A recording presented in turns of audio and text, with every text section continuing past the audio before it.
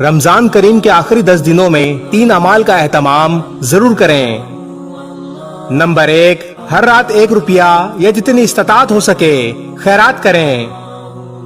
جس رات لیلۃ القدر ہوگی وہ 1 روپے کی خیرات ایسی ہو جائے گی جیسا کہ آپ نے 83 سال تک خیرات کی ہو۔ نمبر 2، ہر رات 2 رکعت یا جتنی ہو سکے نماز ادا کریں۔ جس رات لیلۃ القدر ہوگی وہ نماز ایسی ہو جائے گی جیسے کہ آپ نے 83 سال تک عبادت کی ہو۔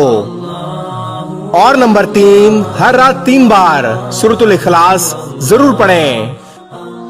جس رات لیلۃ القدر ہوگی وہ تلاوت ایسی ہو جائے گی گویا 83 سال تک روزانہ ایک قرآن پاک پڑھا ہو۔